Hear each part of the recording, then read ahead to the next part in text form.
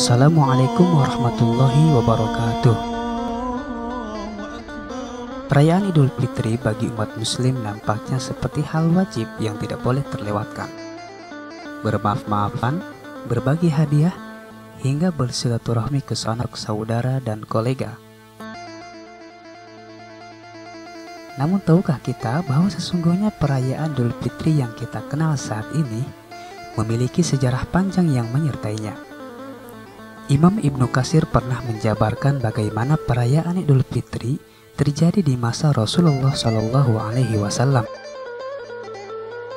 Dalam sebuah riwayat hadis sahih, Rasulullah pernah merayakan hari pertama Idul Fitri dalam kondisi letih. Beliau bahkan sampai bersandar pada Bilal bin Rabah dan menyampaikan khutbahnya. Menyambut hari kemenangan dengan hal-hal positif memang sangat dianjurkan.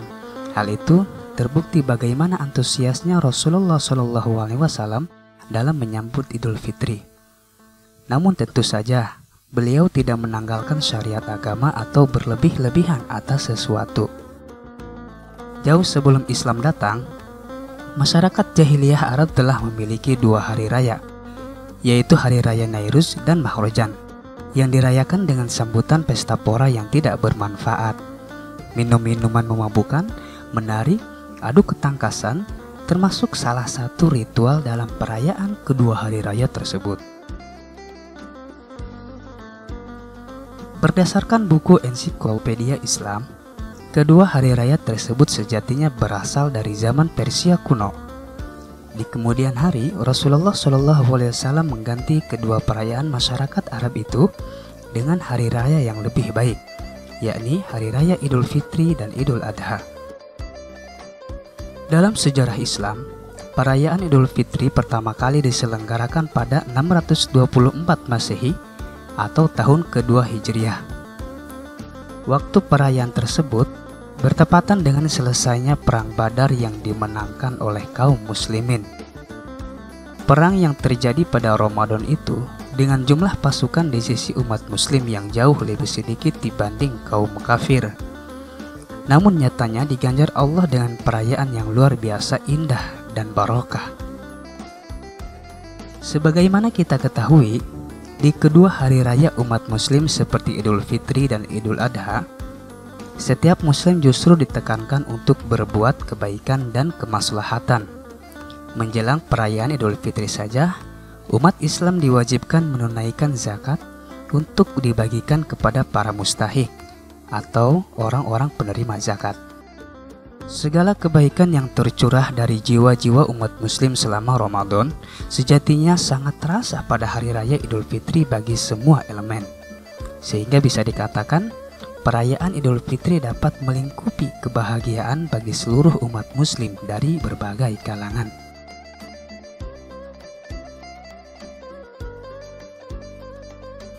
Menurut Profesor H.M. Baharun, hakikat perayaan Idul Fitri sendiri sejatinya adalah perayaan kemenangan iman dan ilmu atas hawa nafsu di medan jihad Ramadan. Umat Islam yang berhasil menjinakkan nafsu selama Ramadan kembali fitrah dan layak untuk merayakannya dengan cara yang baik dan benar. Pada dinasti Abbasiyah, perayaan Idul Fitri dilakukan dengan rangkaian kegiatan yang meriah. Biasanya pada zaman tersebut, perayaan tersebut dilakukan selama 3 hari yang diakhiri dengan menyantap beraneka ragam makanan halal yang disajikan. Dalam buku Empire of the Islamic World, karya Robin Santos dijelaskan, umat muslim yang berada di jalan-jalan kota Baghdad dihibur dengan penampilan para musisi dan penyair yang menunjukkan kebolehan mereka. Tentu saja, hiburan tersebut bernilai positif dan tidak melanggar syariat. Sedangkan semasa periode Kesultanan Ottoman di Turki, meriam ditembakkan ke udara untuk menandai berakhirnya Hari Raya Idul Fitri. Di Indonesia, tradisi halal bihalal identik dengan perayaan Idul Fitri bagi warga Muslim Indonesia.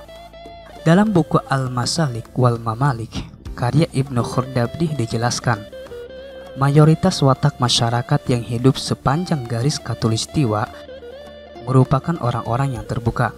Sikap tersebut pun identik dengan masyarakat Indonesia. Sikap terbuka dalam tradisi halal bihalal yang dilakukan umat muslim tak jarang juga dilakukan oleh umat non-muslim. Tak sedikit dari umat non-muslim yang ikut nimbrung, bersilaturahim dan melakukan halal bihalal saat Idul Fitri tiba.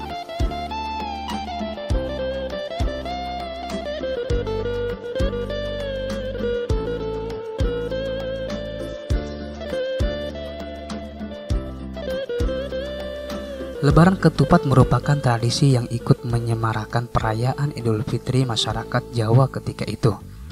Sunan Kalijaga mengajarkan masyarakat Jawa untuk membuat makanan dengan bahan utama beras yang dibungkus dengan anyaman daun kelapa. Anyaman daun ketika itu identik dengan ciri khas budaya dan seni masyarakat Jawa, sehingga bukan hal sulit bagi masyarakat Jawa ketika itu mengikuti apa yang diajarkan Sunan Kalijaga. Secara filosofis pun, Lebaran ketupat juga memiliki makna yang mendalam. Kata ketupat berasal dari kata kupat. Dalam bahasa Jawa berarti mengakui kesalahan. Sehingga dalam Lebaran ketupat pun dikenal dengan istilah sungkeman.